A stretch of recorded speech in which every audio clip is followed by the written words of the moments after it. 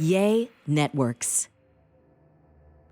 Welcome to another episode of Plastic Surgery Uncensored. I'm your host, Dr. Rahban, and I am super excited about today's episode because we're going to be talking about plastic surgery stigma.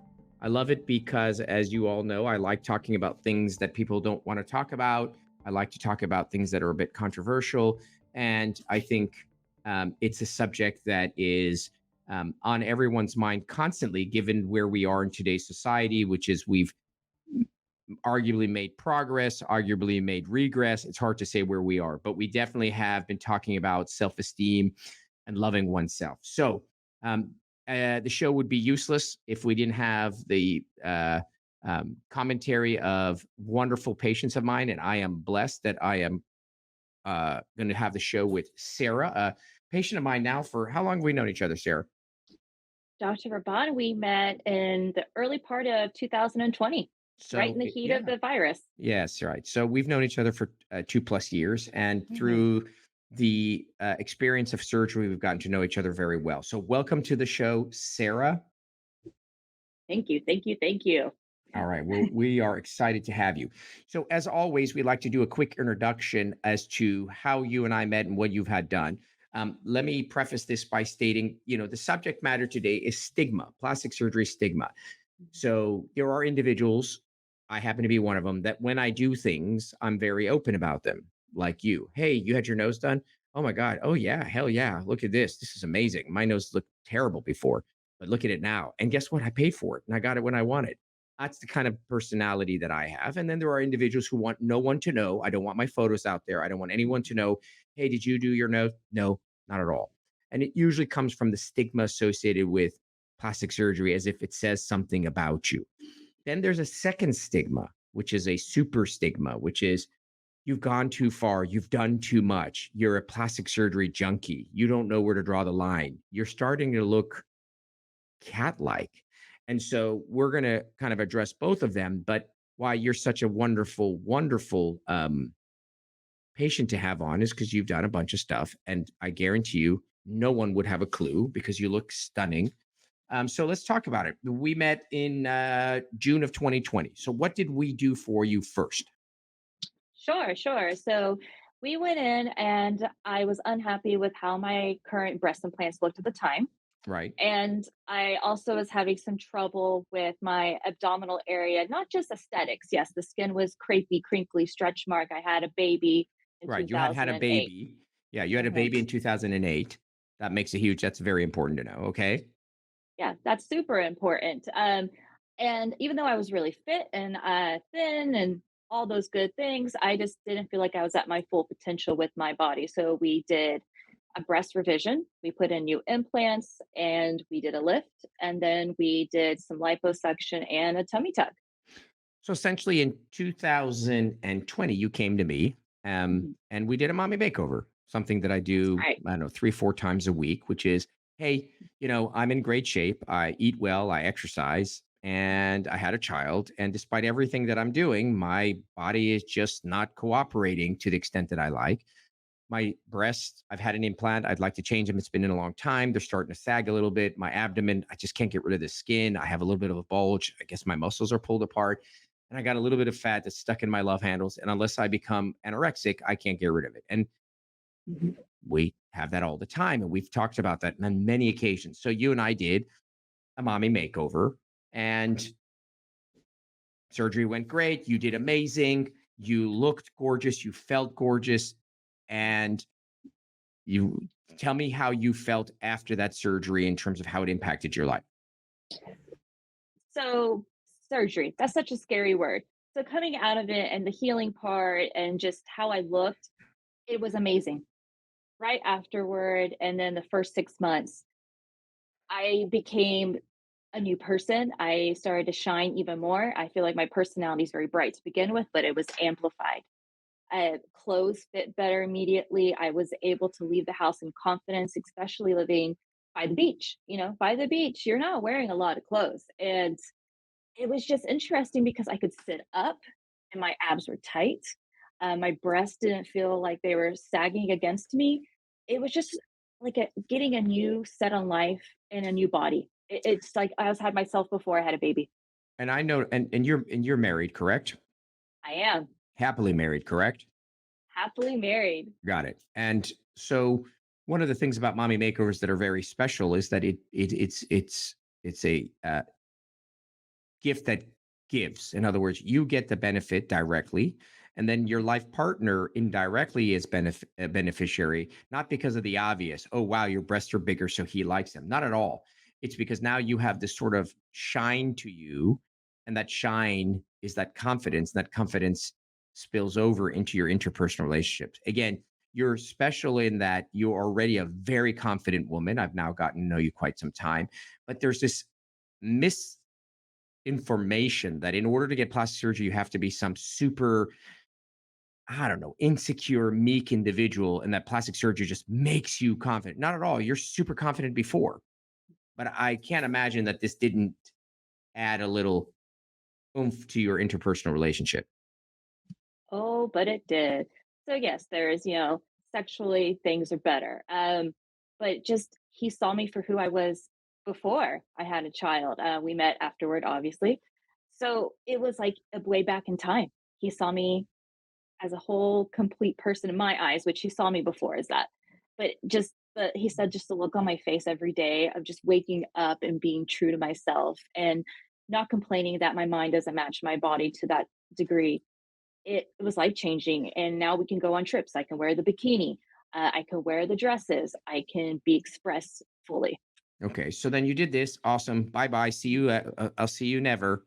And what do you know? A year later, you came back, and we did essentially the same thing we did for your body, except for your face. And we don't Mhm, really have a coin for it. We don't have a cute name like Mommy Makeover, but we did a bunch of surgeries on your face, all of which is arguably incredibly subtle, yet the collective group of them is incredibly powerful. So I'm going to read off the list of things that we did. We did a nose mhm, job, we did a chinog, we did some liposuction of your neck, we added some fat in very select places, and we removed a little bit of the buccal fat inside your cheeks. So that's like theoretically 5 or 6 procedures. And so, oh my God, this poor girl, she must be so insecure. Oh my God, she's a plastic surgery addict. Oh my God, she must look like Catwoman now that she's done all these surgeries, right? Isn't that how the stigma thing begins? So mhm. tell me about what triggered in your mind to have you circle back and do this secondary surgery. Sure. So I started working in my current field of web design, branding, and I was on Zoom a lot, just like the rest of us during the pandemic, right? We're seeing ourselves on Zoom all the time for the first time. And I just had realized that there were some things that I feel like could be refined. I loved who I was. I just saw that, hey, you know what? Maybe with little refinements here, and I didn't know what they were. I was just like, something can be updated. That's what started that conversation, that internal dialogue with myself. And that's when I was like, you know what? Dr. Rahban changed my life with my body. I'm going to go see what he can do for my face. And so I came to you with just wanting a chin and a nose job, and then you had to educate me on it's the small refinements. You don't need a new face. It's just small things that can be tweaked that can bring out your best features. Right. And so, and the reality is, and I keep reiterating this because I think it's really important to understand this. You don't have to be super insecure to get surgeries. You can actually be incredibly secure. You don't need to have very dramatic things done in order to have dramatic changes. They can be subtle things. And so as a result, now you've done a boatload of surgery, right? Mhm. And if we don't mention it, you go live your life. No one has a clue. You look fantastic and you're happy. But now, if you have this conversation, which we're doing purposely, we are exposing that you've had all these surgeries because if we had this conversation and someone didn't know you, they would say all the things we said. So the stigma. And so what we want to talk about now is, why? Why is there's this shame associated with plastic surgery? What is this stigma? Where did it come from? And what do we do about it? So, what do you think in your mind? What do you think that where does this stigma come from? Because clearly you don't have it. Because, as I mentioned to you, I have the patients a decent amount that are like, Oh, please don't use my photos on social media. No problem. I get it. Oh, and I don't want anyone to know. And don't and I always am curious because I'm just inquisitive that way. Are you ashamed of what you did? In other words, if someone probed you and said, "Hey, Sarah, did you do your nose?" Would you be the type of person that says, "No, I never did"? So I'm always curious. So what do you think? Where does the shame and sort of stigma come from in your mind? In my mind, I think it comes from just the early ages of people seeing tabloids. I really think tabloids are a big derivative in bad images and plastic surgery because that's what they make money on, right? It's media. Media could be great and it could be bad. You probably know a friend down the street that she had some work done. It got a little excessive. I think it really has to do with who you talk to, and what doctors you go to, and lack of education, and just the stigma of really, I think it's the media, Dr. Raban. Well, I think what ends up happening is, I mean, that's definitely for sure. I think the media has, I mean, as we all know, the media can Mhm. make cocaine healthy. It can make, it can make stealing considered, an art form. I mean, it can do whatever it wants. And so obviously the media and tabloids are very a big part of it. I think there's a couple of components, as are the case with all things, right? It isn't singular. There's definitely a component of our current place we are in society, which is sort of the new wave of accept yourself, love yourself. Any version of yourself is good. The way God, and it's, you'll have both sides of the coin saying, well, no, if you're 574 pounds, it's not that we don't love you. It's not that you're not worthy. It's not that it's not okay. It's just terrible for your well being. You're going to get a heart attack and drop dead. Your knees don't function. So since when did being obese be okay? Well, in our society today, there are lots of people who think that if you tell someone that they're fat, overweight, excess weight, whatever term you want to use that's not considered PC or PC, that you're fat shaming. And obviously I'm referring to things done in a way that isn't nasty or harmful, but just stating the facts. So now the idea that you want to go and change yourself is considered bad. Like, why don't you just, Mm. Sarah, why don't you just love your old nose? You don't love yourself. Well, says whom? So that's one huge component of today's Mhm. society. This idea that you have to just accept things the way they are. And that means it equates to self acceptance and love, whatever. I think tabloids have a lot to do with it. I also think shitty results have a lot to do with it, right? As you had said. So it's very funny because I always, the people who are in anti-plastic surgery will always say, well, everyone looks so fake, you know, and the answer is no, they don't. So let's take this analogy. You walk into a party, a Hollywood party, and you walk around with your friends and you're like, oh my God, look at those three women. Wow, they look so done, so overdone. And then you go home and you say to yourself, God, plastic surgery is just terrible. Look at all these people that look so done. When all the while you're thinking to yourself, the three women that had plastic surgery were overdone. But the reality is that 45 women had had plastic surgery that night. You only picked up on the three that looked like shit. 42 of them were exceptionally done, subtle, tasteful, enhancing. So your denominator from which you're calculating is 3 out of 3, which means 100% of people who had plastic surgery did look bad because it's selection bias. Your assessment is biased on who you're selecting. If I had told you that there was 45 women that had plastic surgery, 3 of them looked crappy, 42 of them were spectacular, then all of a sudden would be 3 out of 45. Not so bad. That's 8%. So obviously, bad results are obvious, whether it's on the media or the girl you know next door or whoever. And good results should be subtle and go under the radar. So I do think terrible results, pushing the envelope, has really done us damage. And I definitely think the stigma is worse now, I think, in a weird way than before. Um, why do you think that some people look terrible. Like if you look at, like, you had all these things done to your face, right? And Mhm. we're both biased because it's your face and I did it. So we both think you look amazing. But we hope somebody else would look at you and be like, wow, she looks good. So why do you think somebody else looks not good and obviously bad? What is your take? Mm. My take on that is people look bad because you don't consider the whole canvas or you only work on one part of it. You don't get a second opinion or get education on the what is out there and available to you. I think also when you see the older generation that got plastic surgery 20 years ago and you see how those are aging, that too. I think it's just so interesting to me, Dr. Raban, that when I do see someone that has something bad, it's usually one big thing, like a collapsed nose, lip fillers that the girl's drooling at the cafe down the street.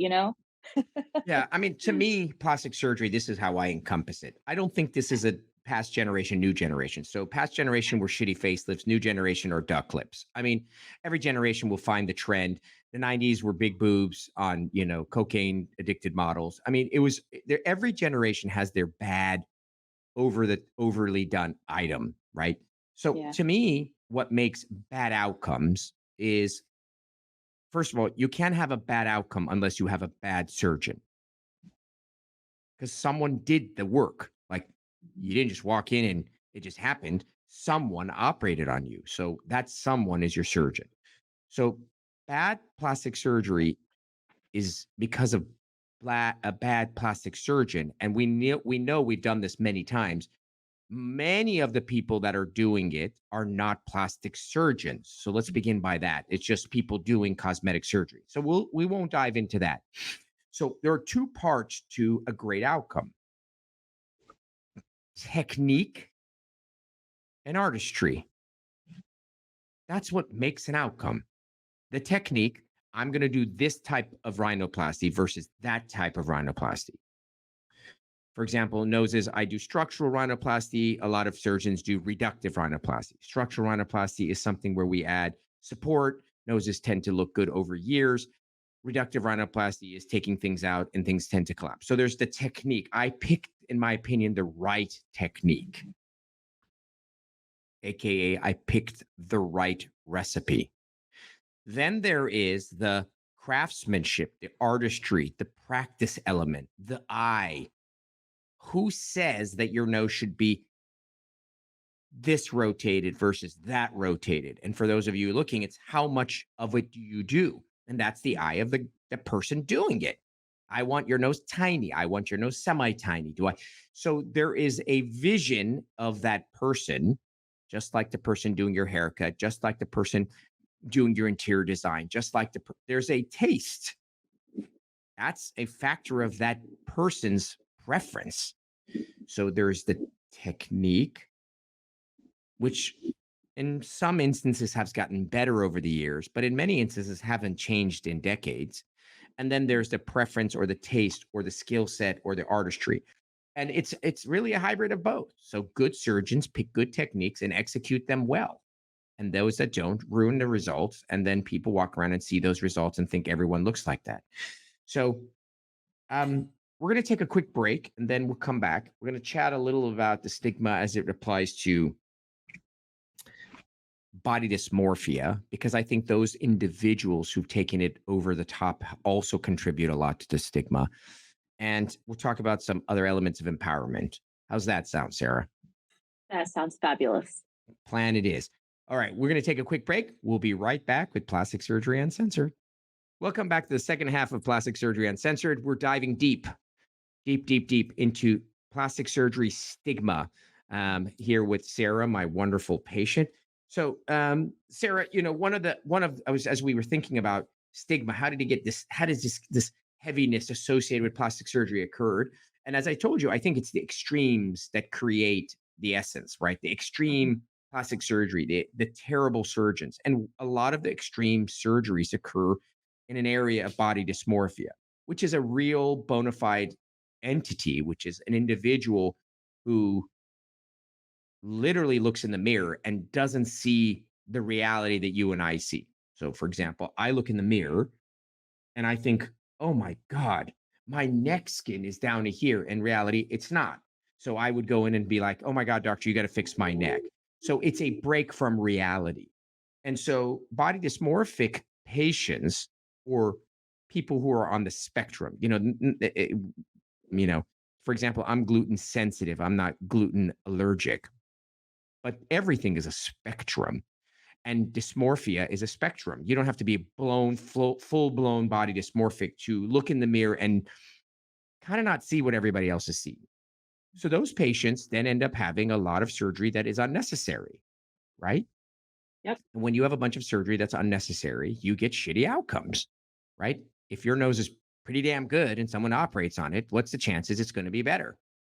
Not really. It's probably going to look like a little tiny little pencil, right? If you don't really have any loose skin in your face and you get a facelift, you're going to look like you just come out of a wind tunnel. So, body dysmorphic patients, people who push the envelope on what they need, end up looking odd because they didn't ever need the procedures. And then as they walk through life, they then are billboards for plastic surgery. And as the billboard occurs, the lay person looks at these individuals and these individual results and says, oh my God, plastic surgery's gotten so bad. It wasn't this bad before. My God, this woman looks terrible. Or, oh my God, look at him. And so in their mind, this selection bias is occurring when all the while it's unarguable that plastic surgery over the decades as a whole is much better. We're overall much better, but we're making equally many bad results. And those bad results are floating around. So again, the 45, the 42 women out of the 45 concept. And I think, again, who's to blame? I think at the end of the day, it's the surgeons because, the gatekeepers of plastic surgery and the kind of people's thought process of plastic surgery and plastic surgeons are the surgeons themselves, right? Hmm. Like you came to me and you said, hey, I want to do a facelift, hypothetically. I'm not saying you did, right? Right. Who's the one who makes the ultimate call? Mm. Yeah, it's going to be the patient. I think wants to get educated on it, but the doctor's gonna. If you gave me a facelift, that would be totally whack. Right. No. So you said, so it's not the patient. The patient is Mm. irrelevant. The Okay. patient cannot operate on themselves. The patient Right. can demand it. The patient can pay for it. The Hmm. patient can keep searching. Unless someone provides them that service, Mm. they cannot harm themselves from plastic surgery. Someone has to harm them. That's the goddamn problem. So Yeah. I think the stigma came about because so many people are getting such shitty outcomes. You come to me and your lips are the size of, I don't know, a baboon. And you say, hey, Dr. Rahban, I think I need another syringe of filler. I'm the asshole who injected you with another syringe that made you look worse than you did before you came in, who then you're out in public giving plastic surgery a bad name. So I Yeah. ultimately always put the onus ultimately always on practitioners. I don't even like to use the word plastic surgeon anymore because sadly Mhm. it's not even plastic surgeon. It's the pediatrician, the ER doctor, whoever the hell is injecting, doing, cutting. It's the provider of that stuff.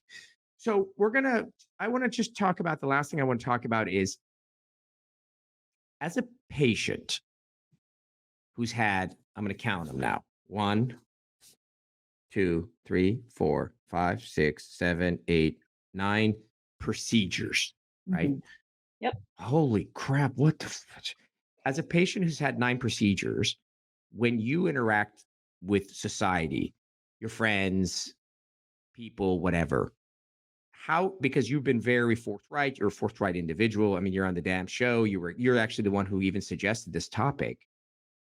How do you process this? Because what I want other people to understand is if you have your nose done, just your nose, I feel like you should own it and be excited about it because you did it and there's no shame associated with it. But somehow a lot of people struggle with that. So, how do you interact with society having done these procedures and be Sure. open about it?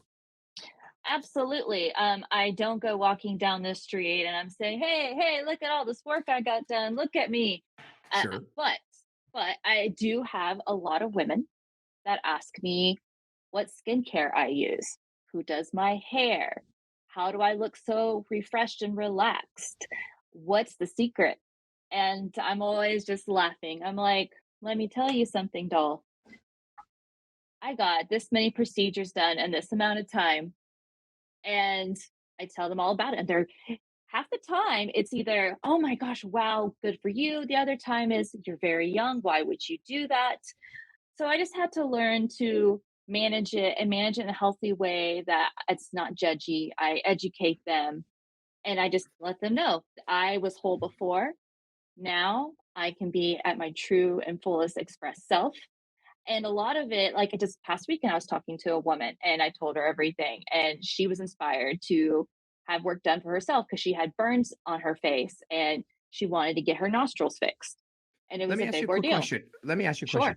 Sure. L- let's focus hyper focus on the naysayers. The Sure. positive people are amazing. Oh my god, I Mm. had this done. Good for you. Wow. Oh my god, I'm so jealous. I don't have the balls to do that, but I wish I could. We don't want to talk about those people because they're wonderful and All we right. love them. We want to talk about the people like, "Oh my god, Sarah, you look amazing." You're like, "Hell yeah. I had X, Y, and Z done." And then they're like, "Oh, you're so young. What a shit." I want to know what you, aside from in one ear out the other, which is fine. How do you, what do you say? How do you manage it? What do you say to yourself? Take me through that journey in your mind because Mm, ultimately that's what frightens people from being open, right? Is being judged. I mm. don't want to tell anyone I did my nose because I'm going to be judged. And if I told you that everyone would judge you positively, then you'd be like, okay, cool. But you never know what the response is going to be. And so for a lot of people, they rather not mention it because they don't want to they don't know how they're going to manage a negative response. So what do you do? Sure. So, how I manage a negative response, I'm talking to this person, I tell them, and they're like, "Oh, no, no, you're too young. This is terrible. Why would you do that to your body? You must hate yourself." Well, I changed the narrative a little bit. I'm like, I love myself, and that's why I did that for myself. It is all out of pure love. And it's unfortunate that you feel that way, but this is what I've done for myself and for my career. My life is now elevated and I leave them at peace. And then if they would like to continue the conversation, I help educate them that little things here and there help. I do not look like a cat lady, but that At goes into all. a defensive mode. Right, right. It's like I don't ever want to defend it, but I definitely love educating people when they do have judgment. Right. So I think you hit two things on the head, which I always just say. Number one, actually three things. Number one, you got to own it. That's what I believe. I Mhm. believe that if you do something, you own it or don't do it.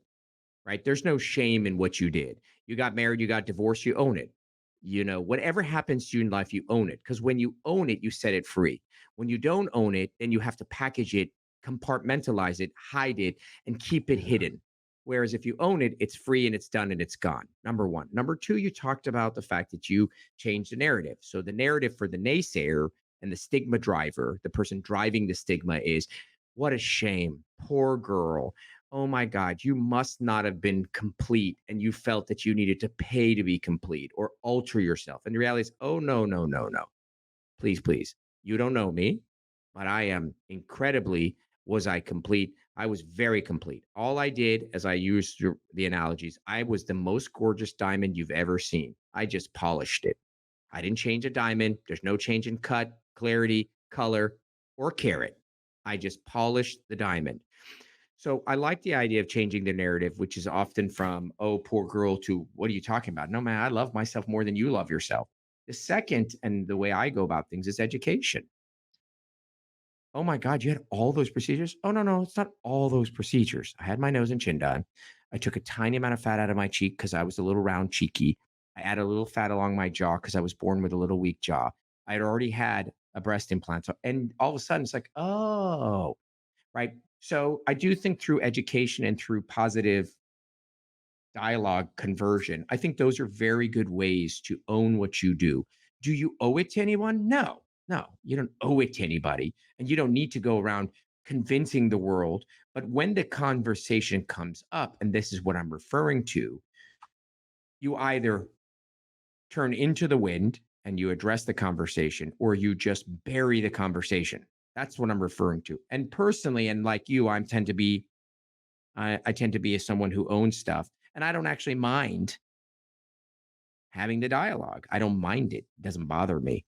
I'm more than happy to explain to you what my thought process was if you're interested in hearing.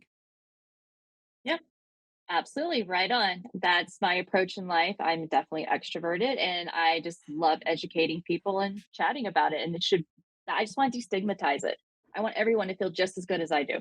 Well, yeah. And I mean, listen, this was the topic that you suggested. You talked about the idea of stigma, and who better to destigmatize it than a young girl who utilize the tools that are available to her in life to empower. That's right, I'm using the word empower yourself to a higher quality of life, which then spins off to success and joy and love and intimacy and sex and all the things that everyone is hoping and striving for. You use the tools that are available. So bravo. Okay, well, there you have it. Plastic surgery stigma 101. As always, thank you so much for Sara for joining us. I feel like the episodes tend to always be better when we have someone to have a conversation with. And we're grateful that you are a courageous person who got on the show, and hopefully people found some benefit from hearing our dialogue. As always, if you enjoy the show, first and foremost, jot us a comment. If you don't enjoy the show, don't write anything. Just stop listening. And share, subscribe, download, give this to your friends and family. You never know who's going to want to have plastic surgery, and we're going to keep them out of trouble. All right. Until next time, I'm your host, Dr. Rahban.